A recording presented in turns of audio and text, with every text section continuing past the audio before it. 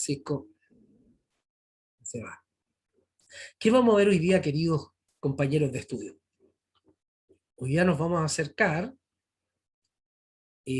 a algunos monoteísmos importantes, o vamos a partir el análisis de monoteísmos importantes, y el primero de ellos va a ser el Islam, ya que está tan en boga esto de los talibanes y lo que está ocurriendo, ¿no es cierto?, en Afganistán y todo lo demás.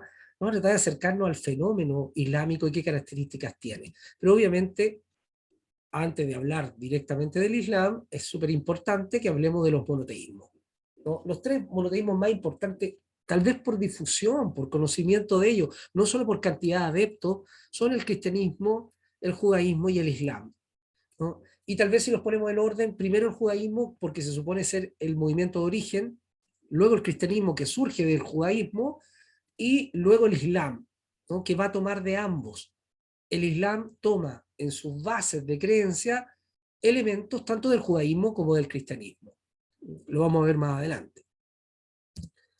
Pero cuando hablamos de monoteísmo, recuerden, solo para hacer memoria, que la palabra monoteísmo proviene del griego compuesto, monos, uno o único, y theos, Dios o divinidad. Una divinidad, un Dios, o una divinidad única, o un Dios único, ¿no? Esa es la idea del monoteísmo. El monoteísmo se refiere a la creencia en una sola divinidad y abrazan esta certeza el judaísmo, el cristianismo, el islam y el sinjeísmo, que son religiones de carácter monoteísta. Unas más que otras, pero unas más exacerbadas que otras, pero esa es la característica general. Los credos monoteístas no solo creen y adoran a un solo Dios o a una sola divinidad, sino que también niegan la legitimidad de cualquier existencia de otra divinidad, ¿no? O sea, se oponen totalmente a que haya otros dioses que acompañen a la única divinidad, ¿no? Pero, obviamente, como todo lo que tiene que ver con el quehacer humano, los monoteístas no son todos iguales. Los monoteístas occidentales tienden a creer en un Dios personal, humano, consciente, ¿no?, como reflejado en Cristo, que es Dios encarnado, mientras que el pensamiento monoteísta, que va a reconocer una gama bien amplia, que va desde el Islam, que es más radical, para el Islam es todo lo contrario al cristianismo. El Islam cree en un solo Dios inigualable, inaccesible, trascendente, nunca antropomórfico, nunca. Para el Islam, Dios no tiene forma humana. Dios no es humano, Dios no toma forma humana, Dios no se encarna, Jesús no es Dios, y Jesús es un profeta, no Dios, para el Islam.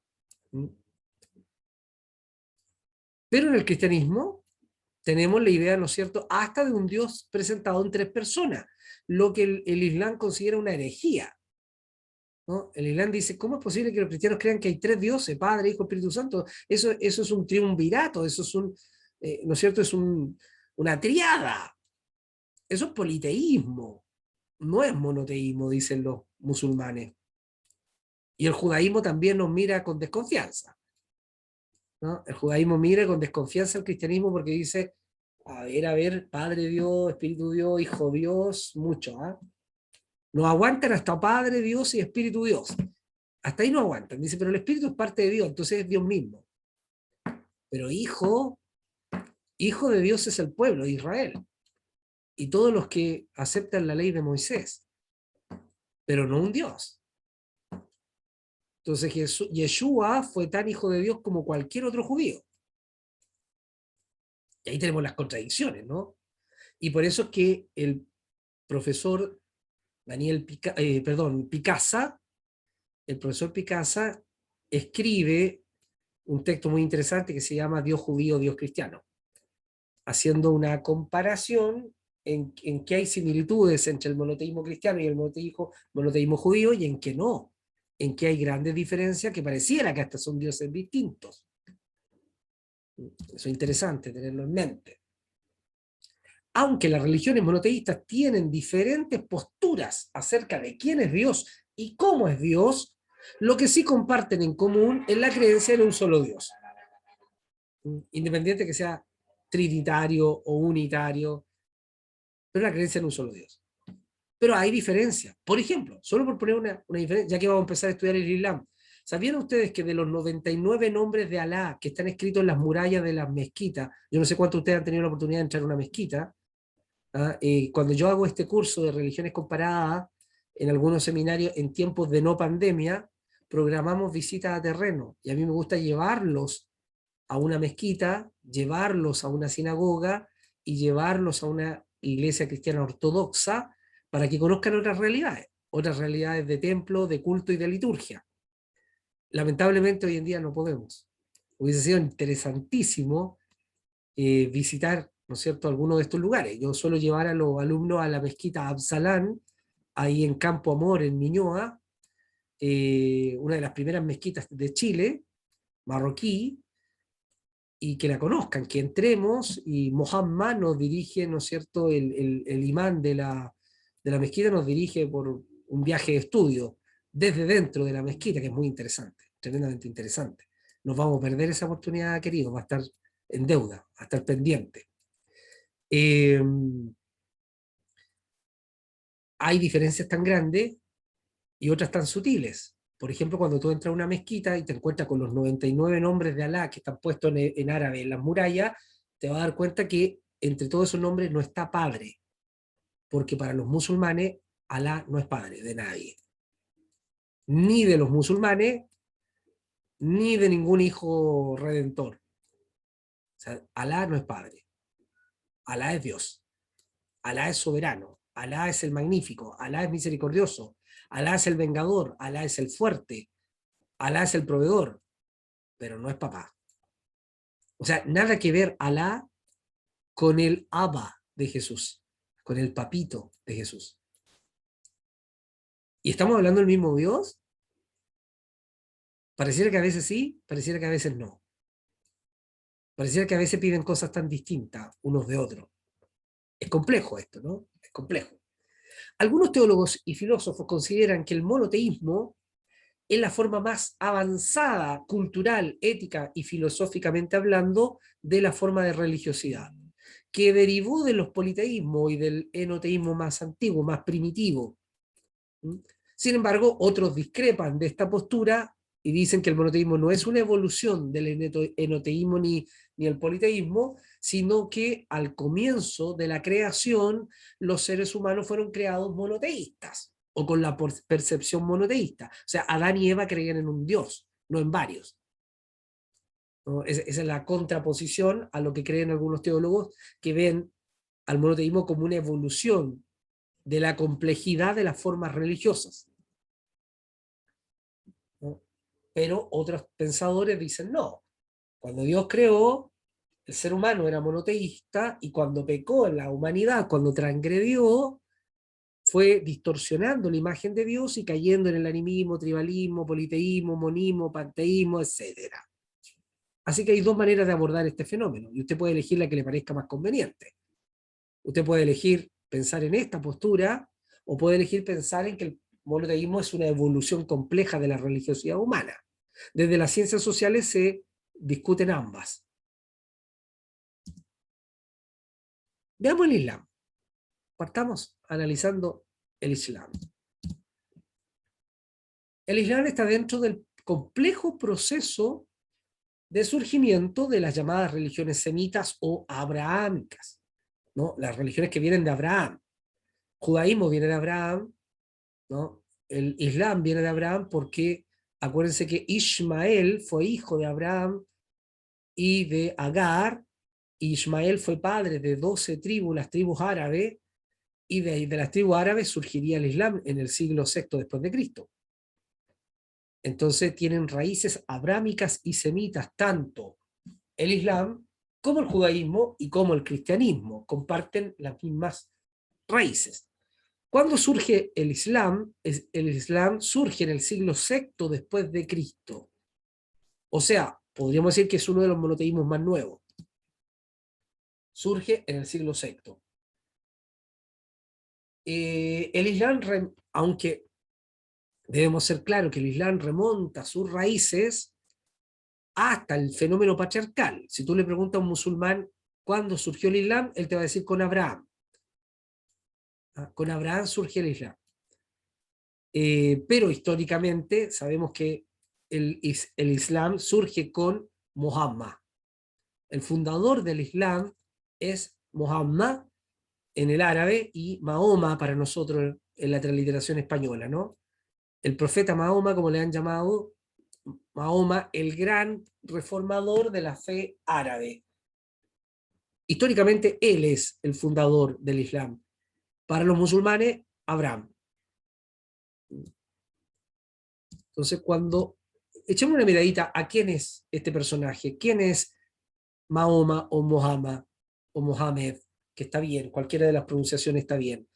Muhammad o Mohamed nació en el 571 después de Cristo, o sea, siglo VI, finales de, ¿no es cierto?, siglo VI, en la ciudad de la Meca, ¿no? En la ciudad de la Meca, Arabia Saudí actualmente, y murió en Medinat el Nabi, en la ciudad del profeta, ¿no? Medinat el Nabi.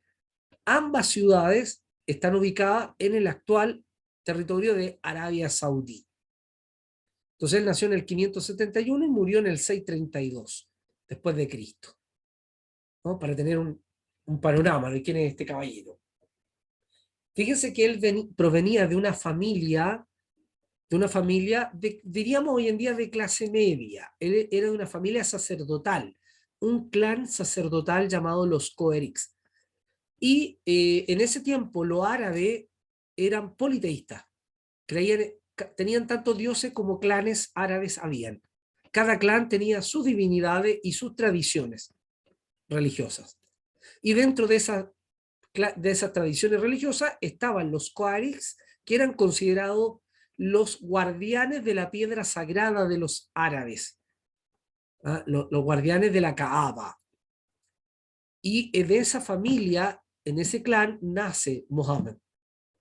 Cuando es jovencito, trabajó como administrador de los bienes de una mujer adinerada, pero de avanzada edad, y esta mujer le tomó tanto cariño a Muhammad, lo encontró tan servicial y tan dispuesto, que como ella no tenía herederos, no tenía hijos, y era una mujer soltera, sin esposo, entonces le ofreció o le propuso, según la tradición, ¿no? Esto según la tradición islámica, le ofrece a Muhammad que sea su esposo. Le ofrece que sea su esposo, ¿para qué? Para que él herede toda la fortuna de esta mujer acaudalada. Según la tradición islámica, que Muhammad, después de pensarlo bien, lo acepta para hacerle un bien y se casa con esta mujer llamada Hadiga. Hadiga es esta mujer acaudalada de avanzada edad que le hereda la fortuna que tiene a Muhammad. ¿No? Eso es la tradición islámica. Los contrarios a la tradición islámica han dicho de que en realidad lo que hizo Muhammad fue sacar provecho a esta viejita y se quedó con la fortuna de la viejita. Pero si tú dices eso, queda en el libro negro de la cultura islámica y te van a perseguir. Los que lo han dicho han pagado con su vida. Así que vamos a tener precauciones, ¿no? Por si acaso hay algún islámico infiltrado en esta clase, sepa que no es nuestra intención faltarle el respeto a Muhammad, ¿no? Bajo ningún punto de vista, porque no podemos saber en realidad lo que ocurrió.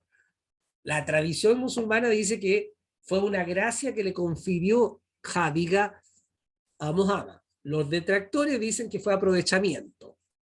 Mire que casarse con una viejita justo cuando iba a morir la viejita y no tenía heredero. Bien conveniente la cosa, ¿no? Bien conveniente. Bueno, acá están las dos versiones, como en todo.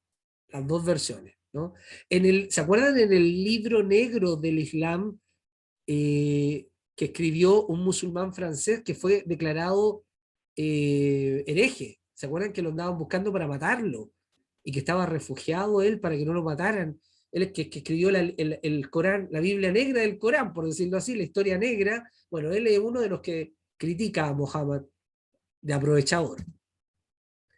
Entonces, ¿dónde está el territorio donde nace Muhammad? Ahí, en Arabia Saudí, siendo muy puntuales, ¿no es cierto?, acá en la Meca, muy cerca del Golfo, ¿no? Muy cerca del Golfo, acá es donde va a nacer Mohammed y va a morir acá arriba, en el norte, en Medina. Ahí es donde él va a morir. O sea, la verdad es que, si ustedes se dan cuenta, no se movió mucho de su territorio, estuvo muy cerca de la zona donde nació, no se expandió mucho. Hoy en día, Arabia Saudí, esta zona, este importante país petrolero muy rico, ¿no es cierto?, rodeado por el Yemen, Omán, ¿no es cierto?, Etiopía por otro lado, Egipto al otro lado del Golfo, ¿no?, Irak hacia el norte, Irán también, ¿no es cierto?, al noreste, la Jordania, Israel también muy cerca, ahí en el Sinaí, están muy cerquitas. Hoy en día, Arabia Saudí es aliado de Israel, ¿no? Hay acuerdos de respeto mutuo. Bueno, ahí tenemos una inscripción más bien medieval, ¿no es cierto?, de Jádiga, de esta esposa rica, de esta viejita rica, rica me refiero a acaudalada, por si acaso, no se me malinterprete, ¿no?, acaudalada de dinero. Muhammad, o Mahoma, tuvo 4 hijos conocidos, de los cuales el más querido fue Fátima, su hija. Muhammad siempre quiso tener hijos destacados e iluminados y no tuvo esa oportunidad, no tuvo esa suerte. Los hijos no le salieron muy buenos, excepto su hija mayor, Fátima. Su hija Fátima era el orgullo de Muhammad y él siempre decía, ¿por qué no nació varón? ¿Por qué Fátima no fue varón? Porque de verdad que era muy aguda, muy diestra. Ella va a ser más tarde esposa de Ali, yerno de Muhammad, quien va a ser más tarde, sucesor de Muhammad como jalifa, ¿no?, como jalifa, como quien lo continuará en su labor. Gustavo, ¿Y sí? ¿con qué tuvo los 4 hijos Muhammad con la señora? Eso es una gran incógnita porque la tradición islámica quiere sostener a toda costa de que esos hijos son con la matriarca, con la fundadora del Islam, que sería Jádiga. Pero por la edad y todo lo demás es muy difícil. Claro. De hecho, hay 4 hijos conocidos, pero hay otros tantos más que no se conocen porque tuvo varias esposas. Al final, Muhammad tuvo 4 esposas conocidas fuera de Jádiga. Hasta aún más, tuvo una esposa cristiana, una jovencita cristiana de esposa. ¿Por qué? Porque la legislación árabe de la época permitía tener cuantas esposas puedas mantener. Eso decía la legislación árabe. Puedes tener cuantas esposas puedas mantener. Ojo, y ese mantener no significa nada más darle comida, ¿eh? Había que ponerle casa. O sea, el hombre que quiera tener más de una esposa tiene que ponerle casa. No pueden vivir, estas 4 esposas no pueden vivir en la misma casa, tienen que vivir en casas separadas. Y el marido tiene que turnarse semanalmente en cada una de las casas para atender a todas sus esposas y atender a todos sus hijos. Vaya el lío, ¿eh? A mí me costó con una esposa y con 3 hijas, imagínense 4, por Dios, eso es terrible. ¿Ah? Qué locura. ¿No? Y los típicos conflictos entre ellas, quién es la más querida, por qué pasa más tiempo en tu casa que no en la mía, vaya, qué conflicto eso. La historia del Islam nos va a contar todos esos conflictos terribles, terribles, muy complejos. Aunque la tradición le adjudica 15 mujeres a Muhammad, 15, entre esposa y concubina, aún entre ellas una joven cristiana llamada Mariam, una joven cristiana copta. O sea, este caballero tuvo hijos por todos lados. Pero los 4 más conocidos, no se sabe a ciencia cierta si la tradición quiere decir que fue con Jadiga, pero la verdad es que era muy viejita, muy de avanzada edad para pensar que ella pudo haber tenido hijos. Lo más probable es que haya sido con sus otras 4 esposas oficiales, ¿no? Por lo menos así lo retrata la tradición musulmana. Ahora, echémosle una miradita, antes de que vayamos al recreo, echémosle una miradita a cómo era la religiosidad y la cultura árabe pre-islámica, antes de Mohammed, ¿no?, antes del profeta. ¿Cómo era? ¿Qué características tenía? Lo que sabemos, lo que los historiadores tanto islámicos como occidentales nos han entregado de la época, nos dicen que las distintas tribus de la estepa arábica estaban siempre en conflicto, peleando unas con otras y regidas por la ley de la Murawa, ¿no? La Murawa era la ley que los regía y peleaban un clan con otro. Siempre estaban en conflicto unos con otros. Siempre estaban en pelea un clan con otro. Ya dijimos que tenían dioses distintos, tradiciones religiosas distintas, cada clan árabe, entonces era muy complicada la convivencia entre ellos. Bueno, si ustedes leen un libro de historia preislámica hecho por musulmanes, les aseguro que van a contar un panorama muy oscuro. Van a decir de que eran los tiempos más oscuros, más terribles de violencia, asesinato, muerte, violaciones, ¿no es cierto? Y todo tipo de desastres, porque la era dorada de la cultura árabe comienza, según los historiadores islámicos, con Mohammed. Entonces es lógico que van a mostrar que de Mohammed en adelante todo va a ser mucho mejor que hacia atrás. Ojo, no nos asombremos mucho porque nosotros hacemos lo mismo con Cristo. Nosotros decimos exactamente lo mismo con Cristo. De Cristo en adelante todo maravilloso, de Cristo hacia atrás oscurantismo total, ¿no? Como si no hubiese habido gracia divina antes. Entonces hay que tener cuidado con eso absoluto, ¿ah? Pero los clanes eran muy complejos. Lo que sí se sabe es que sí estaban en guerra, en conflicto, en continuos debates, guerras de venganza unos con otros, y regidos por una ley tribal llamada la Murawa. El núcleo de esta ley era el respeto y sometimiento al Sayyid, que el Sayyid es el jefe tribal, el patriarca, ¿no? El jefe de la tribu, el jefe del clan, al que se le debe total respeto. Y también, otro elemento importante de esta Murawa es el someterse al destino, lo que ellos llamaron el Dar, porque el destino era todopoderoso, o sea, todo estaba escrito. Las culturas árabes preislámicas eran determinantes, eran totalmente determinantes. Ellos decían, todo está escrito, tu destino está escrito, así que todo ya está predestinado, todo ya está escrito. Lo que te va a ocurrir está señalado por el destino. Así que el destino era todopoderoso, era casi considerado como una divinidad, ¿no? Entonces la figura del Sayyid, la idea de la Murawa como ley tribal, y el destino era lo que regía a la cultura religiosa árabe pre-islam.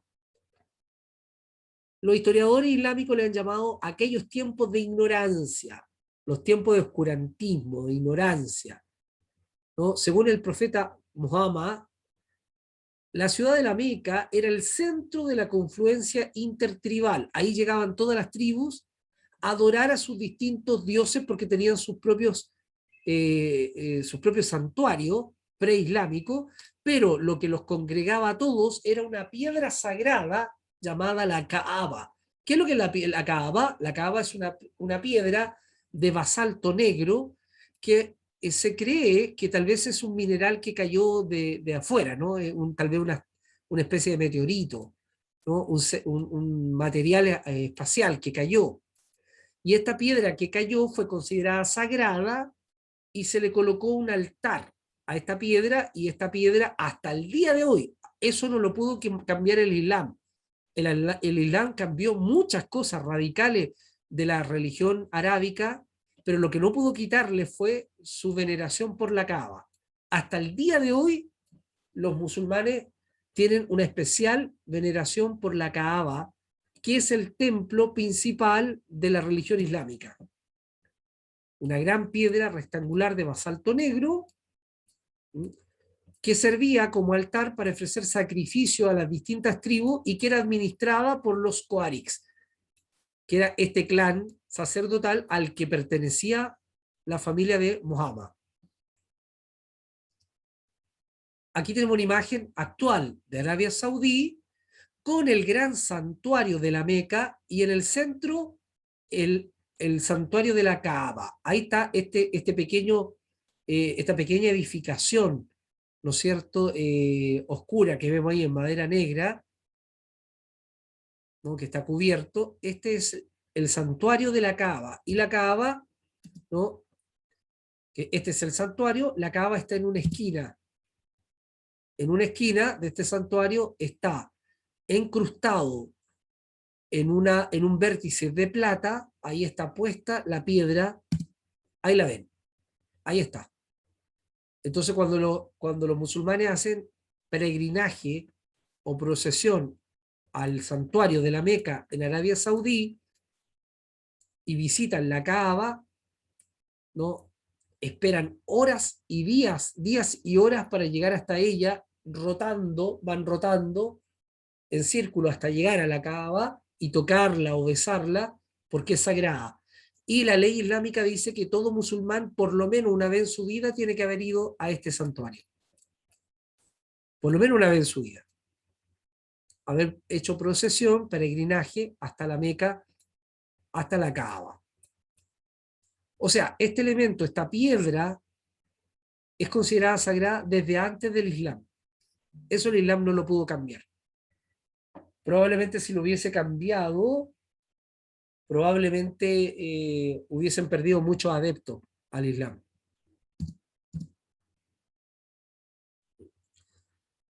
Ya decíamos que Muhammad mismo, Mahoma, pertenecía al clan de los Coerex, y según la tradición, ¿no? Según la tradición, a la edad de 41 años, es decir, en el 612 después de Cristo, mientras meditaba en el monte de la Jirá, a las afueras de la Meca, comenzó a recibir mensajes del ángel Gabriel, ¿no? El ángel Gabriel, venido desde Dios mismo, le comunicó de que las religiones del libro, es decir, el judaísmo y el cristianismo, se habían perdido, se habían distorsionado, habían perdido el rumbo, no estaban haciendo caso a los profetas.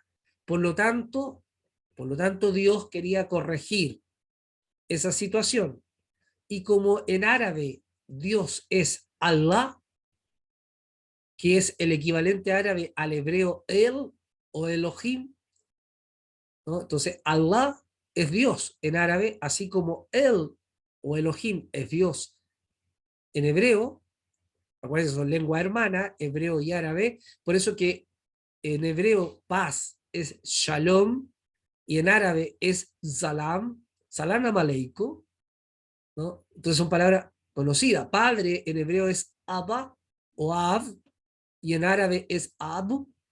O sea, son parecidas porque son lenguas hermanas, como el español y el portugués, tienen las mismas raíces. Son lenguas semitas, ambas, hebreo y árabe. Entonces, Muhammad recibe la instrucción de Gabriel de que el judaísmo y el cristianismo se han corrompido, se olvidaron de la verdadera fe, olvidaron los mensajes de los profetas, los cristianos olvidaron el mensaje del último gran profeta, Jesús, o Jesús, y los hebreos olvidaron a los profetas de antaño, Abraham, Moisés, ¿no? Isaías, Jeremías, olvidaron a los profetas, entonces es necesario reformar la fe. Y para eso le va a dictar un nuevo código de fe, un nuevo libro sagrado que será llamado el Corán. Durante 20 años le dictó una serie de mensajes considerados textos sagrados, entendidos como las mismas palabras de Allah. Ahora, nosotros como cristianos, lo primero que se nos vendría a la mente como cristianos es la advertencia de Pablo, ¿no? ¿Se acuerdan a Pablo diciendo, aunque un ángel del cielo bajare con otro evangelio que no es el de Jesús, es anatema? ¿Se acuerdan, no? Las palabras paulinas. Como que Pablo la tenía clarita, ¿eh? Como sabía que no iban a faltar los locos que dijeran que hablaron con un ángel. Y no solo fue Mohammed, acuérdense que en los tiempos, entre comillas, modernos, ¿se acuerdan de Smith, ¿no? José Smith, diciendo que habló con Moroni, otro más que dice que un ángel le dio otra revelación, pero si Pablo lo advirtió, que somos testarudos, por Dios, lo advirtió, dijo, cuidado, cuidado, no hay nada más que ninguna otra cosa que revelar, ningún otro texto que revelar, no hay más, ya fue entregado, Cristo es la revelación máxima, dijo Pablo. Bueno, Muhammad dice, no, hay una nueva revelación, hay un nuevo texto sagrado, y Muhammad es llamado a ser nada menos que el último de los profetas, el último mensajero. ¿Ah? Esa es la comisión que se le entrega. Serás el último profeta, el último nabí, ¿no? El último profeta de Alá. Y ya después no hay más. Después de Muhammad no hay más. Parece que todas las religiones dicen eso, ¿no? Después de nuestro profeta ya no hay más. Eso dijeron los judíos, después de nuestro profeta no hay más. Los cristianos dijeron después de Cristo no hay más. Los musulmanes dijeron después de Muhammad no hay más. Y parece que esto sigue sin terminar, ¿no?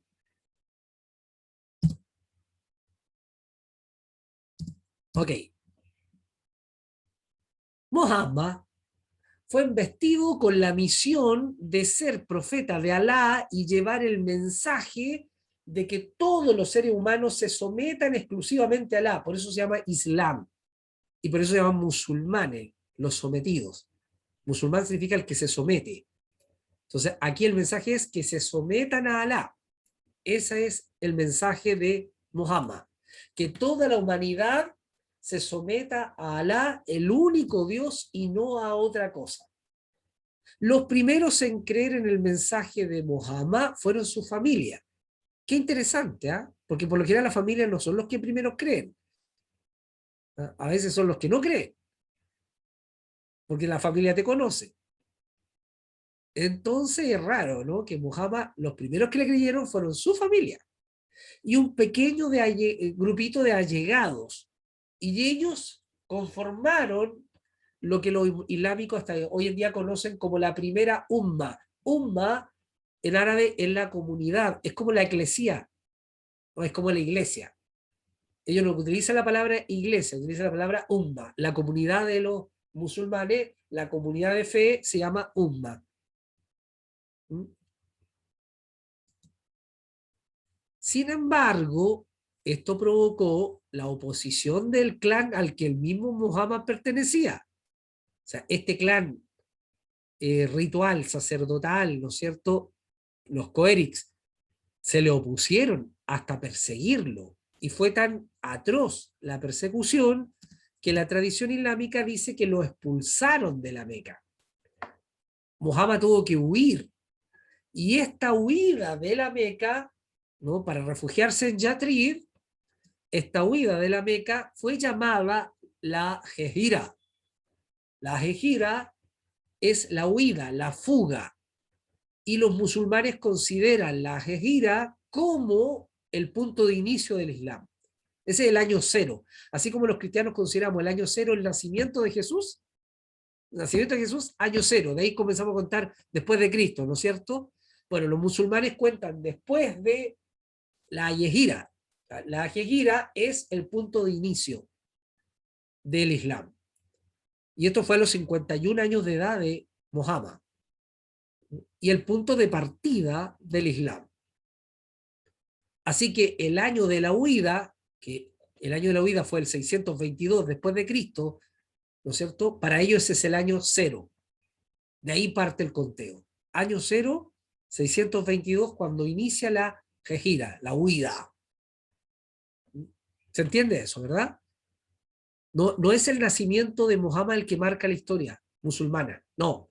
Es cuando tiene que huir, la fuga, la huida es el año cero. En el caso del cristianismo es el nacimiento de Jesús.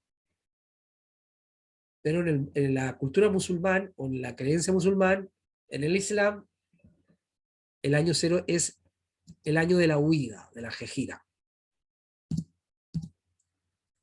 En Yatrib, en la ciudad de Yatrib, Mahoma siguió recibiendo diversas revelaciones de parte de Gabriel y puso mayor énfasis en su predicación. El Islam es tal vez una de las religiones más proselitistas que existen. Yo diría que más que el cristianismo. Es más militante y más proselitista que el cristianismo mismo. Logró entonces convertir al Islam a los beduinos de la zona, incluso llegó hasta convertir al Islam a los sheikh de Egipto y Etiopía. O sea, vaya que persuasivo el mensaje de Muhammad. ¿Qué predicaba Muhammad? No solo el sometimiento a Alá y que había un solo Dios, sino que este era un Dios de justicia, de verdad, que era un Dios que estaba preocupado por sus seres que había creado pero que exigía fidelidad y lealtad a una sola divinidad, Alá, nada más. Obviamente de esta forma aumentó el poder de Mohammed y aumentó de tal manera el poder que se hizo incontrolable en el mundo árabe. Y Mohammed hizo lo que hasta ahora nadie, ningún jefe tribal había logrado realizar. Ningún Said, ningún jefe tribal había logrado unir a todas las tribus árabes bajo una sola fe, una sola creencia y una sola bandera. Mohammed logró unir en su corta vida, logró unir a todas las tribus árabes bajo su figura y bajo la figura de la nueva fe en Alá. O sea, no solo religiosamente tiene importancia Mohammed, sino que también socialmente, políticamente, históricamente. Es tremendamente importante lo que él logró. Aprovechó Mohammed la crisis del imperio romano cristiano, que estaba en conflicto entre Occidente y Oriente, para aumentar su influencia político-religiosa. Y en el año 630, el octavo año de la Hejira, emprendió el hito histórico religioso más importante de la fe musulmana, la reconquista de la Meca. Volvió a su ciudad de origen para conquistarla y establecer ahí su centro de acción. La tradición musulmana nos cuenta que Mohammed entró a la Meca sin oposición alguna, sin resistencia y en paz, que le entregaron la ciudad. Pero otros historiadores dicen no, entró con guerra y con derramamiento de sangre, ¿no? O sea, aquí es creer o no es complejo, es súper difícil. No sabemos a ciencia cierta cómo fue. Cuando logra entrar a la Meca y establecerse en ella como ciudad capital, Mohammed declara la Kaaba como el primer y más importante santuario del Islam y la primera mezquita en el mundo y el centro espiritual del mundo musulmán. O sea, el ombligo del mundo es la Meca y es la Kaaba, hasta el día de hoy. No hay lugar más sagrado en el mundo que la Meca y la Kaaba. El 8 de junio del 632, Mohammed fallece en su nueva ciudad capital, en la Meca, a la edad de 61 años. Pero en estos 20 años de misión fulminante, Mohammed logró unir a gran parte del mundo árabe bajo su dirección política religiosa y va a convertir al Islam en una religión pujante y compleja. Y va a construir o va a poner los pilares de la más completa y extensa teocracia de la que se conozca en la historia de las religiones. No hay teocracia más extensa, más larga y más duradera que la teocracia del Islam. Aún por sobre la judía, aún por sobre la cristiana. ¿Y por qué hablamos de teocracia? Porque el Islam va a dictar las leyes de cómo gobernar a las naciones árabes. Entonces no solo va a ser religión, también va a ser política de Estado. Lo que fue el cristianismo de lo que hablábamos al comienzo de clase, ¿no? De Constantino en adelante, será el Islam para el mundo musulmán hasta el día de hoy. Hasta el día de hoy. Es decir, en el cristianismo durante el medievo, algunas naciones católicas se mantuvieron hasta el siglo XX, entrado el siglo XX, pero hoy en día naciones católicas teocráticas, que el Estado sea católico, que la ley sea católica, ya prácticamente no queda. Excepto el Estado Vaticano, ¿no? Pero ni siquiera el Estado judío, ni siquiera el moderno Estado israelí es absolutamente religioso. Hay partidos en la Knesset judía que no son religiosos. De hecho, hay partidos que son ateos. Hay socialistas también. Hay laboristas. Hay de derecha, ultraderecha, conservadores, progresistas, hay de todo en la Cámara, ¿no es cierto?, de políticos, en la Cámara de Senadores o en la Knesset judía. Pero en el mundo islámico es una teocracia cerrada. Es islámica y es islámica y es religiosa y es religiosa. Se acabó. Nada más que decir. Complejo. Entonces todas las leyes se someten a la ley islámica. Ojo, con diversas interpretaciones, unas más laxas, más liberales, más progresistas y otras más radicales, como los talibanes, como el Estado Islámico, como los chiitas, ¿no es cierto? Y otras más sueltas, más holgadas.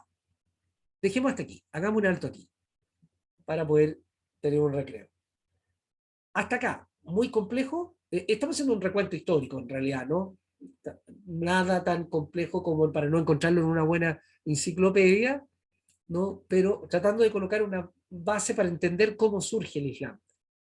Este es el escenario en el que surge el Islam, ¿no? Este es el escenario donde va a transitar el Islam para convertirse hoy en día en la religión más grande del mundo, en el monoteísmo más grande del mundo. Debo entender entonces que los islámicos tienen un calendario propio. Sí, sí. Regido por la Hejira. Que es el año cero para ellos. Exacto. O sea, para ellos no estamos viviendo el 2021. No, no, eso es occidental. Eso es judío cristiano. Y más cristiano que judío. Porque los judíos, acuérdate que el calendario judío, si no me equivoco, estamos en el año 5700, te digo al tiro. Porque el calendario judío tampoco es igual que el cristiano.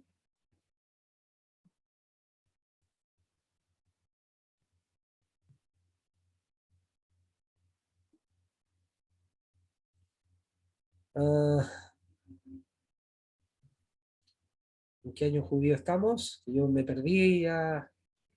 El año antepasado me perdí. Con esto de la pandemia me perdí del año judío en el que estamos.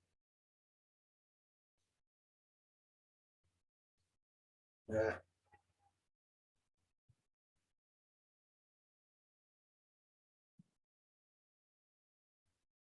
En el año 5780, parece. creo que sí, ¿no?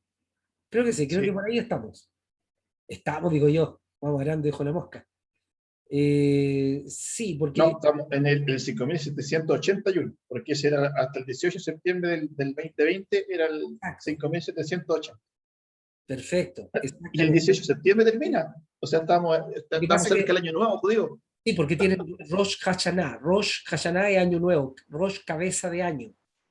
Y Rosh Hashanah. Sí, ellos tienen, pronto tienen su celebración de año nuevo. Vamos a pasar al 5782. Exacto. Bueno, ¿no? ¿Desde cuándo cuentan ellos? ¿Desde dónde cuentan? Ellos cuentan de Abraham. De Abraham en adelante es el calendario judío. De Cristo en adelante es el calendario cristiano. Y desde la Yejira o la Jejira de Mohammed, de la huida, es el calendario islámico. O sea, tenemos cada monoteísmo tiene su propio calendario. Así de simple. Cada uno de ellos tiene su propio calendario.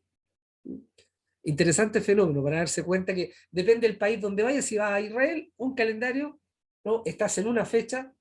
Si estás en países occidentales, estás calendario cristiano, y si estás en países islámicos, estás en calendario árabe. Cambia, ¿no? Cambia radicalmente.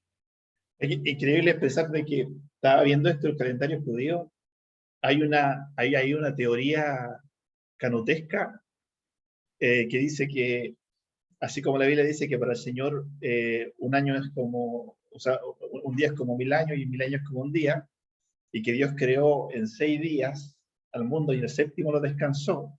En teoría, el tiempo de la humanidad son 6000 años, un día por año. Y supuestamente de eso viene después el Señor y ya no iríamos todos porque el séptimo año lo descansaríamos con él allá, o sea, el séptimo día. Y estamos en el año 5780, o sea, nos quedan como 300 años, Más o menos, ¿no? Más o menos. o menos. Claro, ¿sabes cuál es el conflicto de esto? El literalismo, ¿no? Bueno, esta es una teoría dispensacionalista, así se llama el Sí. concepto teológico que encierra esta idea, el dispensacionalismo, que nace con Scofield, con Raire, ¿no es cierto? Ahí nació el dispensacionalismo, dentro del mundo evangélico. Dentro del mundo católico nace con un sacerdote no sé si era franciscano, algo por el estilo, ya lo olvidé, pero porque no solo hay dispensacionalismo en el Evangelio, también lo hay dentro del mundo católico, menos considerado, menos tomado en cuenta, pero también existe. Claro, y ese dispensacionalismo se basa en este texto, ¿no es cierto?, que habla de que para Dios un día de Dios es como 1000 años para los seres humanos. Y lo hemos tomado literal, pues, y eso es lo terrible, que lo tomamos literal. Y es ese texto, me parece que aparece 2 veces esa concepción, una vez en el Antiguo Testamento y una vez en el Nuevo, y creo que no aparece nunca más en toda la Biblia. ¿Ah? Creo que se menciona 2 veces esa idea de que para Dios 1000 años humanos es como un día para él. En realidad eso es una metáfora comparativa porque hay que entender lo que significan 1000 años para los hebreos. Cuando uno estudia la cultura hebrea, y en eso les recomiendo Instituciones del Antiguo Testamento de Roland de Vaux, es una muy buena literatura como para entender la cultura judía desde su tiempo antiguo hasta hoy en día. Todos los estudiosos de la cultura hebrea dicen que en realidad la idea metafórica es que 1000 años solo los alcanza Dios. ¿Por qué? Porque los hebreos decían, los sabios hebreos decían, ningún humano ha vivido 1000 años. Acuérdense que ¿quién fue el que más vivió? Matusalén. Matusalén, El Dios, 969 años. exacto, o sea, ¿alcanzó al milenio? No. Es decir, nunca la especie humana ha llegado a 1000 años. Solo Dios es capaz de vivir esos ciclos. Los humanos no. O sea, el humano que más vivió, Matusalén, no llegó a los 1000 años. Por lo tanto, cuando los hebreos hablan de milenio, están pensando en un espacio de tiempo muy prolongado y que solo Dios puede regir sobre él porque solo Dios tiene la capacidad de vivirlo. Nadie más. Los humanos no, nunca han vivido 1000 años. Entonces, lo que trata de decir este refrán sapiencial es que Dios es tan inmenso en comparación a los seres humanos que lo que para nosotros es imposible vivir 1000 años, porque nadie lo ha vivido, ni siquiera Matusalén, para Dios es como un día. Eso es lo que trata de decir ese refrán, ¿no? O sea, para Dios lo que el ser humano ni imagina poder vivir, para Dios es como un día. Y ustedes saben que los hebreos cuando hablaban de un día hablaban de la insignificancia, porque ellos decían que el ser humano es como flor de un día, amanece y por la tarde ya se ha marchitado, ¿no? Eso lo dice la literatura sapiencial. Entonces, imagínense, para Dios 1000 años no es nada, es como un día. Pero de ahí a tomarlo literal y a sacar conteo, ese es el error que han cometido testigos de Jehová, que cometieron unitarios, que han cometido algunos pietistas, ¿no es cierto? Y algunos que andan sacando calendario por ahí. El problema es que si yo me rijo por el calendario hebreo y digo, ok, estamos en el año 5700, ¿no es cierto? 81 me dijo, querido Alex. 81. 780. Vamos a pasar al 182. Entonces nos están faltando casi 300 años para que venga Cristo. Sería errado. ¿Por qué sería errado? Porque acuérdense la advertencia del Nuevo Testamento. No saquen cálculo, no anden calculando. Cristo dijo, solo el Padre sabe el día y la hora.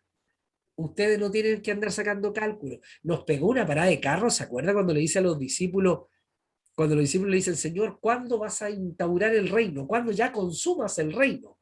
¿No? Cuando ya instaura el reino dorado, el esperado, ese reino salomónico que siempre hemos querido retornar a él. ¿Cuándo, Señor, te vas a presentar en el Sanedrín y vas a ser el rey de Israel y vas a consumar el reino soñado, mesiánico? Y el Señor los mira y le dice, pobrecito, esta gente no entiende nada todavía.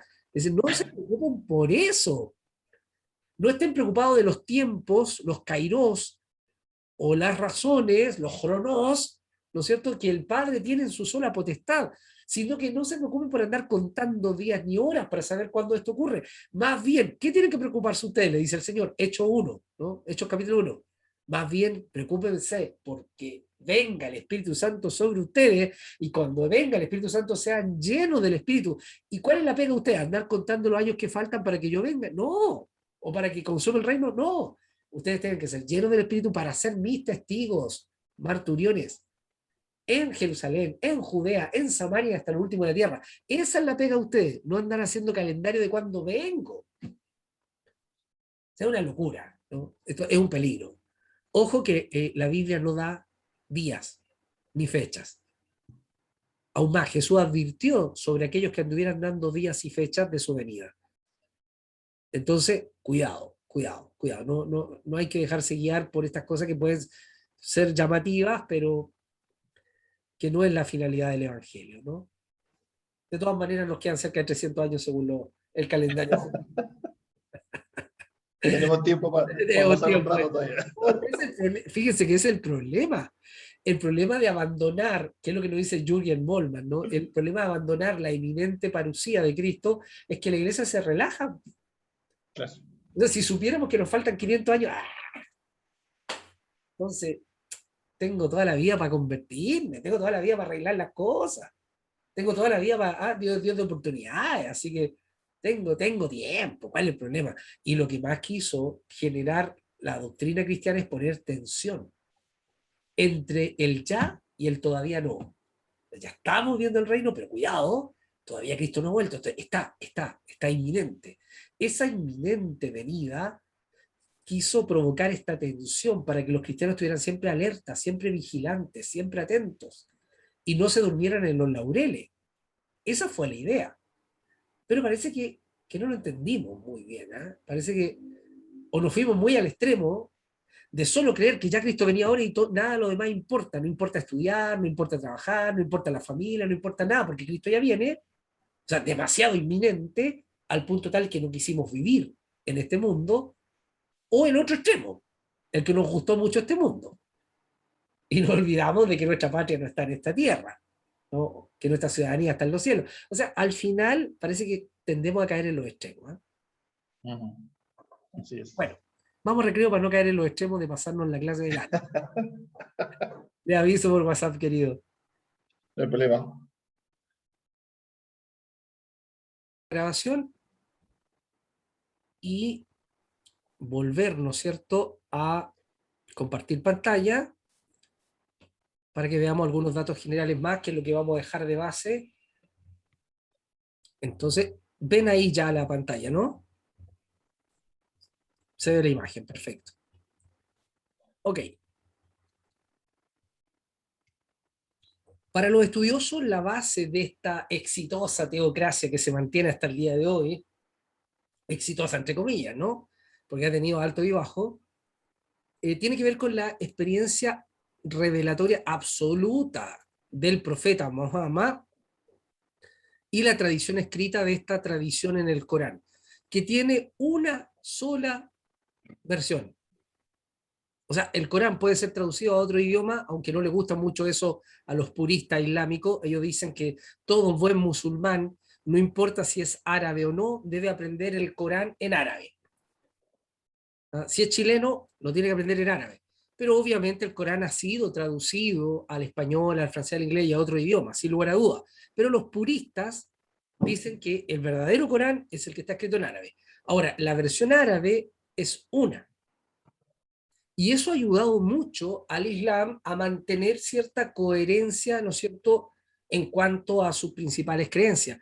A diferencia, por ejemplo, del cristianismo, que tiene muchas versiones de Biblia, ¿no? Tenemos distintas traducciones, distintas versiones, distintos manuscritos, ¿no es cierto?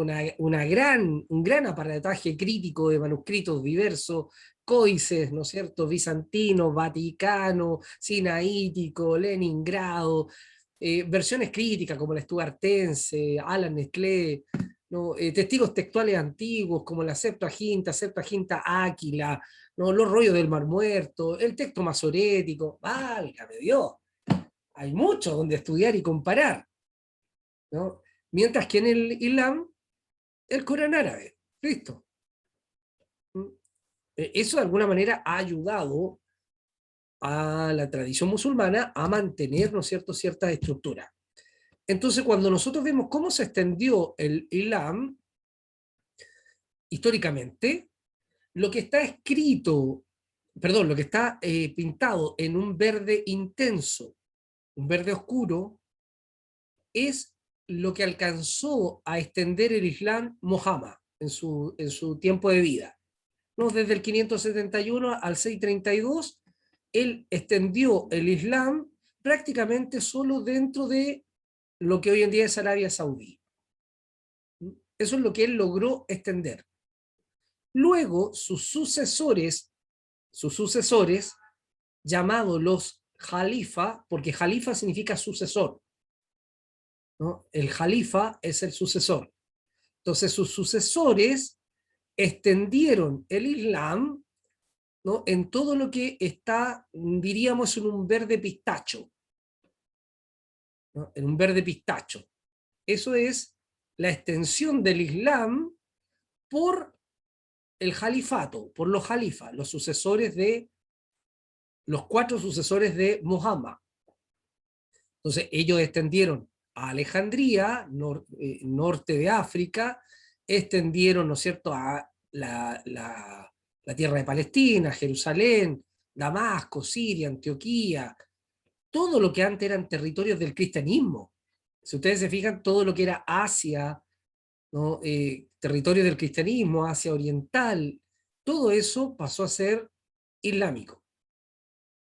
Y a partir de las conquistas de los olmeyas musulmanes, del 661 al 750, el Islam se va a extender hacia, ¿no es cierto?, el norte de África, más allegado a la península ibérica, ¿no?, todo lo que antes era Cartago, la península ibérica en sí, casi en su totalidad, pasó a manos musulmanas, lo llamados los moros, ¿no es cierto?, como lo llamaron los españoles, los moros, ¿no? O sea, se extendió bastante más, se extendió hacia el Mar Negro, limitando con Constantinopla, ¿no? O sea, el avance fue extraordinario, fue increíble. Y hoy en día, ustedes saben que hoy en día el Islam no solo abarca esta zona, sino que también gran parte del África. Gran parte del África es, sobre todo África Central, es musulmana. Así, gran avance en poco tiempo. Echemos una miradita al califato, ¿no? Echemos una miradita al califato. El término árabe jalifa viene o sea, significa sucesor, el que continúa, el sucesor. Eso es el jalifa. Y habla de una línea directa de sucesión al profeta dentro de la comunidad islámica. Ahora, lo que hay que tener presente es que Muhammad no tenía en mente que lo sucedieran. Él pensaba de que Alá iba a convertir a todo el mundo en musulmán mientras él estuviera vivo. Nunca pensó que él iba a morir y que esta misión del Islam no se iba a completar. Entonces, esa misión la tomaron sus sucesores, llamados los jalifas, el sucesor. Como Muhammad no tenía planeado una continuidad de lo que él estaba haciendo, no dejó él mismo a un sucesor. Él no designó a un sucesor cuando él murió. Así que la comunidad tomó la decisión, la comunidad islámica tomó la decisión de que quien fuera el sucesor o jalifa de Muhammad fuera Abu Bakr, el padre Bakr, que es el suegro de Muhammad. Y él fue el primer jalifa, el primer sucesor de Muhammad, entre el año 632 y 634, ¿no? Abu Bakr, el primer sucesor, el primer jalifa. Lamentablemente, Abu Bakr, aunque hizo cosas muy interesantes porque organizó el Islam, recopiló y fue el primer compilador de los textos coránicos que había dejado Muhammad, fíjense que él va a morir. Algunos dicen que fue asesinado, ¿no? Algunos dicen que fue asesinado por contrario a él dentro del mundo islámico, pero él va a morir 2 años después de haber asumido el califato y va a quedar vacante. Le va a suceder en el cargo, con muchas disensiones y muchos conflictos, Omar. Omar será el segundo califa. Alcanzará a estar 10 años en el califato, del 634 al 644. Bajo su califato, los musulmanes lograrán conquistar Egipto, Siria y a los persas, ¿no? Va a ser bastante expansivo. Pero Omar fue asesinado por un grupo de contrincantes musulmanes. O sea, todavía hay conflicto entre ellos. Parece que los mismos conflictos que tenían las tribus árabes, eso mismo no lo pudieron el Islam no lo pudo evitar. Mohammed, que tanto quería eso, no lo logró. Fue asesinado Omar por los propios musulmanes y le sucede en el cargo Othman. Othman va a estar en el cargo del 644 al 656. Va a ser el siguiente jalifa, el siguiente sucesor. Othman también va a ser asesinado. Y de esta manera va a llegar al califato el yerno de Muhammad, Ali. Según la mayoría de los musulmanes más conservadores, él debió haber sido siempre el primer sucesor y único, porque era el yerno, esposo de Fátima. Entonces, él debió haber sido el que continuara la labor de Muhammad. Pero como no llegaron a él, al parecer, los demás califas fueron asesinados hasta llegar a Ali, el yerno de Muhammad. Cuando Ali llega al califato, va a tener severos opositores y enemigos dentro de las mismas líneas del Islam, sobre todo los seguidores de Othman, que lo culpaban a él de haberlo asesinado, o de sus seguidores. Entonces estos seguidores de Othman se denominaron los disidentes o carajitas. Los jarajitas o disidentes, que estaban en contra de que Ali fuera el siguiente sucesor. Ali peleó contra ellos y los venció en una batalla civil, en una guerra interna. Los venció en el 658. Pero 3 años después, en el 661, los jarajitas asesinaron a Ali. O sea, noten qué complejo el Islam, ¿eh? Surge con puras crisis. O sea, da miedo ser jalifa, porque te matan, ¿no? Es muy complicado. Cuando Ali es asesinado, los seguidores de Ali fundan la Shia de Ali. Ahí nace el chiismo, tal vez el movimiento más reaccionario del mundo islámico históricamente hablando, ¿no? Nace la Shia de Ali, el movimiento de Ali, los seguidores de Ali, hasta el día de hoy. Cuando ustedes ven revueltas en Medio Oriente, se van a encontrar que muchas veces esas protestas llevan esta imagen, la figura de Ali, y esos son los chiitas. Los chiitas formaron la Shia de Ali. Cuando muere Ali, los grupos más extremos del Islam dicen no hay más jalifa, se acabó, ya no hay más jalifa. Con la muerte de Ali no hay más, no hay quien pueda suceder a Muhammad. Entonces tenemos que los fundadores del Islam fueron Muhammad, el profeta, Abu Bakr, ¿no es cierto?, el primer jalifa, sucesor, Othman, Omar y el final, Ali, el último. Ahora piensen, ¿se acuerdan de Cassius Clay? Cassius Clay se cambió el nombre porque se volvió musulmán. ¿Y cómo se llamó? Mohammed Ali. O sea, el fundador del Islam y el último jalifa. Mohammed Ali. Medio nombrecito que se puso dentro del Islam. Los partidarios de Ali que crearon, ¿no es cierto?, la Shia de Ali, tal como lo habíamos dicho. Los partidarios de Ali generan este partido y nace la rama islámica más compleja, los chiitas. El contendor directo de Ali, que era Mahudawiyya, se declaró jalifa, pero se arrancó. Se fue a una capital más segura, se fue a Damasco, porque sabía que si se quedaba ahí en la Meca lo mataban. Entonces arrancó, ¿eh? Se declaró jalifa y salió arrancando. Se declaró obispo, pero se fue a otro país. No se quiso quedar ahí, bajo ningún punto de vista. No conviene, dijo. Aquí no conviene quedarse. Y así él inició una dinastía lejos de la Meca, lejos de Arabia Saudí, que fue la dinastía de los Omeyas. Una dinastía paralela.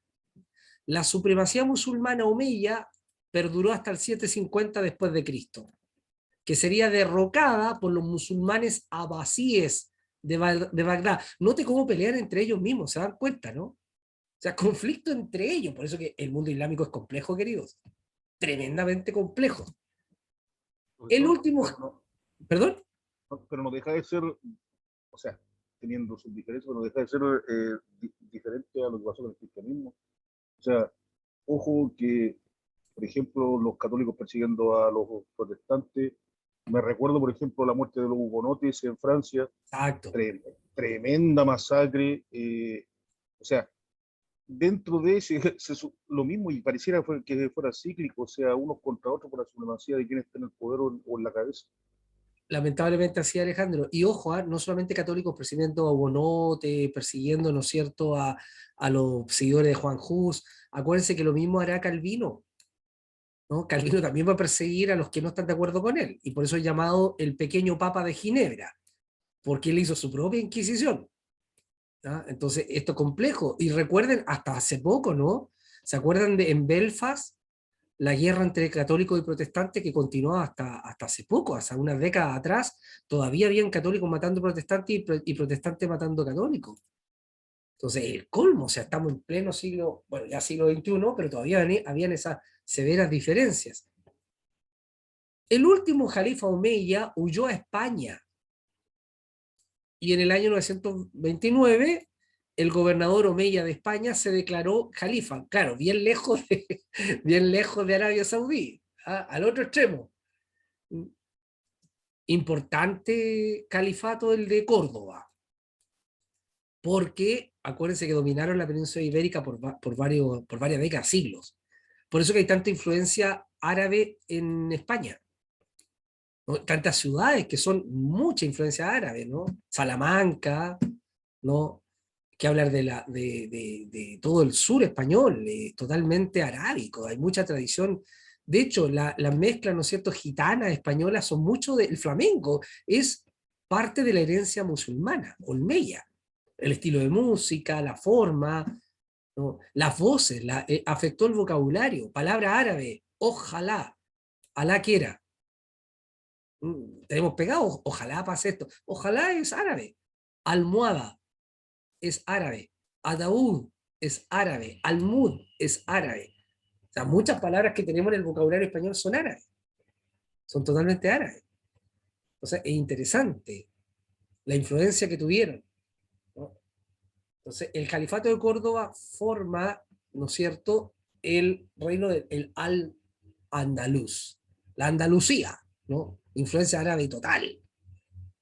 Solo se le opone en el reino de Castilla y León. Y acuérdense que de ahí van a surgir las figuras legendarias de los campeadores, ¿no? Van a surgir en defensa de expulsar a los moros de la península ibérica, que les va a costar muchísimo. Las guerras intestinas se fueron suscitando entre chiitas, omeyas, ¿no es cierto?, por el poder, como decía Alejandro, ¿por quién tiene el poder? ¿Quién manda aquí? Eso se da en todos los fenómenos religiosos abrámicos. En todo, se da en todo. Acuérdense que aún en el judaísmo, la pelea entre fariseos, saduceos, esenios, que los esenios consideraban a todos unos paganos, impuros, incapaces, ¿no? Los celotes, por otro lado, que decían que estos se creen que con la religión van a cambiar las cosas, esto es con la guerra, esto abrazando la arma. O sea, los conflictos están en todos los movimientos religiosos abrámicos. Parece que hay esta cuota de agresividad, fuerte agresividad por quién está al control. Así que van a seguir la guerra, sobre todo por el asesinato del líder chiita Hussein, ¿no?, hijo de Ali y nieto de Mahoma. Por eso que Saddam Hussein tenía este nombre. Son nombres importantísimos dentro de la cultura islámica, no son nombres porque sí, son nombres tremendamente importantes. Los chiitas, con un nuevo líder, Murtar, combatieron a los omeyas, también musulmanes, en Irak entre los años 685 y 687, ¿no? Y desde entonces los chiitas creen en un imán único, auténtico, pero oculto, que es el verdadero sucesor de Mahoma. Oculto para que nadie lo mate, ¿no? Oculto para que no se sepa dónde está. Para el chiismo, los imanes visibles, imanes como el pastor, ¿no?, de una umma, de una comunidad, o como un rabino judío. El imán son solo los representantes del imán oculto, del que está oculto, escondido para que no le pase nada, ¿no? Y este imán oculto dirige la chía a nivel del mundo. En realidad, el chiismo también se dividió en dos, no es único. Los chiitas, ¿no es cierto?, que fueron zaidillas, derivado de Said Ben Ali, nieto de Hussein, que es la línea chiita que está vigente hasta hoy en día en el Yemen, al sur de Arabia Saudí, y tenemos por otro lado, ¿no es cierto?, la línea imamilla, seguidores de Mohammed al-Bakir, que es la línea que se da más en los países petroleros. Las características del imanato carismático le da a la chía un carácter más propenso al fanatismo. Por eso que históricamente los chiitas eran los más reaccionarios, los más violentistas, los grupos más fanáticos en el mundo islámico hasta ahora, ¿no? Hasta antes de los talibanes y antes de ISIS, era la rama chiita. Su interpretación del Corán depende mucho de los imanes, entonces mucha gente chiita hasta hay gente chiita analfabeta, hay gente chiita con muy poca cultura, entonces le creen todo lo que los musulmanes, los imanes, sus líderes religiosos le inculcan. Ahí tenemos una manifestación chiita, y nótese que tiene el dibujo de Ali, ¿no? La bandera ahí, la representación de Ali. Aquí están celebrando, que hace pocos días estuvieron celebrando, no sé si vieron en las noticias, los chiitas estuvieron celebrando la muerte de Ali, y lo hacen con un ritual que consiste en autoflagelarse. Y no hay manera de evitar esto, ¿eh? Ellos lo van a hacer sí o sí. Esa es su manera de festejar el día en que murió Ali. Lo hacen con espadas, con cuchillos, y se cortan y se ensangran. Es bien complejo el asunto. Otra rama del Islam, y con esto terminamos el día de hoy, otra rama del Islam es la sunita, que se ubica en la línea de la dinastía Omeya. Los sunitas consideraron que era importante la continuidad del califato representando al mundo islámico, pero ellos son los más estudiosos del mundo islámico. De ahí viene la palabra sunita, viene de la suna, el estudio del Corán. Entonces ellos son los estudiosos del Corán, son los teólogos, diríamos de alguna manera, del mundo islámico. Los sunitas turcos, conocidos como los salyúcidas, lograron penetrar en Irán y fundaron el ala más fiera del Islam, los que aplicaron la Guerra Santa en el 1100, pero la línea sunita abbasida logró perdurar en Bagdad hasta que fueron invadidos por los mongoles.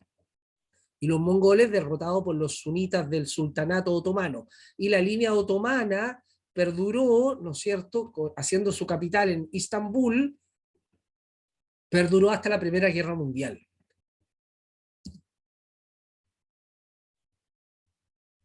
Ellos fueron la última gran presencia del califato en el mundo islámico, los otomanos, ¿no? Desde el 1453 hasta la Primera Guerra Mundial.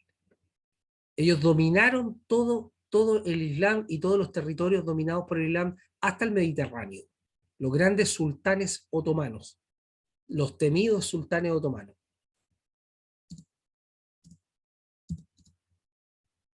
Bueno, ellos son los más estudiosos, ya lo decíamos, los teólogos del Corán, los que estudian el Corán, bastante más pasivos que los chiitas, menos contendientes que los chiitas, y más preocupados de hacer una veneración de Alá, ¿no es cierto?, más cúltica, más ritualista, y un estudio del Corán más teológico, más interpretativo. Acá en Chile tenemos principalmente la línea sunita, la línea más contemplativa, más estudiosa, menos belicosa, por decirlo de alguna manera. Eso. Queridos, para terminar, el director Daniel Rebolledo me pidió que les consultara qué vamos a hacer con respecto a la próxima clase, porque la próxima clase es feriado, ¿no? El 18 de septiembre, obviamente no va a haber clase. Entonces él me pidió que habláramos de cómo lo vamos a hacer para recuperar esa clase, ¿no? Que vamos a perder producto del feriado. Yo le proponía a él, y ahora quiero proponerle a ustedes, para no citarlos un día de clase extra ni alargar el programa, ¿qué tal si yo les grabo una clase con los contenidos, ¿no es cierto?, en un video, en un tutorial, y luego se los monto, después de Fiestas Patrias, se los coloco en la plataforma, ¿no es cierto?, en el grupo de WhatsApp, bajo la condición, obviamente, que ustedes lo puedan ver. ¿no? Que ustedes lo vean para que después lo discutamos en clase y me digan qué es lo que opinan, qué es lo que piensan. Entonces la segunda parte del Islam la subo en un video grabado para que no atrasemos el programa, ¿no? Para que el programa lo podamos ver con detención y continuidad sin problemas. ¿Les parece? Entonces yo grabaría una clase y luego tenemos una clase para dialogar la materia, para conversarla, ¿no es cierto? Y cualquier duda que ustedes tengan la podamos comentar. Pero para no citarle una clase extra. A mí me parece que no es bueno que estemos alargando el programa ni citando el otro día, porque ustedes tienen también otra actividad y no quisiera interrumpir esa otra actividad. ¿Les parece? ¿Estamos de acuerdo? Perfecto. Gracias, queridos.